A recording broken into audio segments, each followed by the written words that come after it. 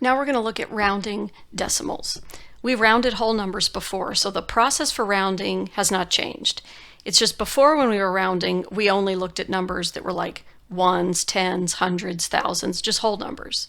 We didn't have any decimal portions, so the only new part is now they're going to be asking you to round maybe to the nearest tenth or hundredth or thousandth or something like that. So we're going to round this number over and over and over to different place values. So you can see I just recopied it. And the place value that we're looking to round it to, I put in red. So what's going to happen is everything to the right of the red number is going to turn into zeros. And the question is whether or not the red number stays or rounds up. So you look at the number to the right of the red number. If it's 5 or more, raise the score, right? 5, 6, 7, 8, or 9, you're going to round up the red number. Otherwise, you leave the red number like it is.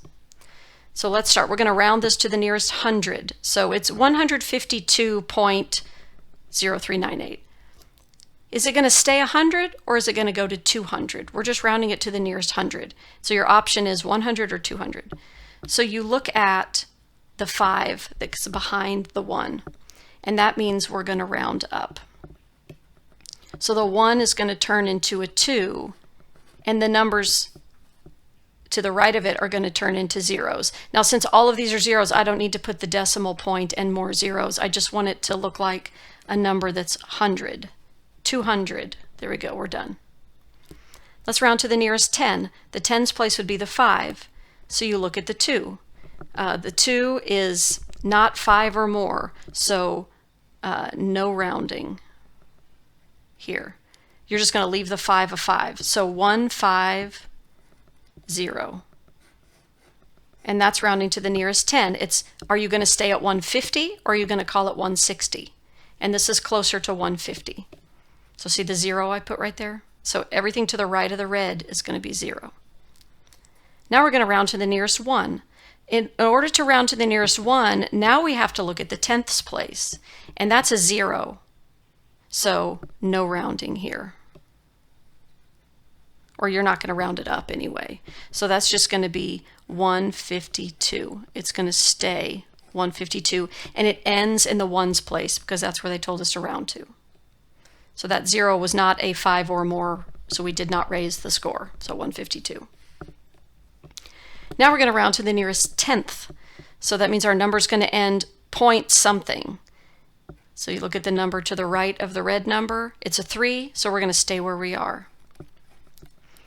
So your answer is going to be 152.0, and you might say, why are we putting the 0.0? Because it said tenth. So you need to have a digit in your tenths place, and in this case it's a 0. So your number should end wherever this word is, okay? Wherever that place value is. All right, with the hundredths, my hundredths place is the 3. So I look before it, it's a 9. So that 9 is more than 5, right? 5 or more. So that 3 is going to turn into a 4. So 152.04. And that's where it's going to end. It's going to end in its hundredths place because this said hundredths. And then the last one is the thousandths place. That's the third decimal place. So we go to the 4th. That's 5 or more. Or I guess I should have written on this last one, round up. We're going to round up here too, but this one's the tricky one. When we round up the 9, what does it round up to? It rounds up to a 0, which kicks the 3 up to a 4.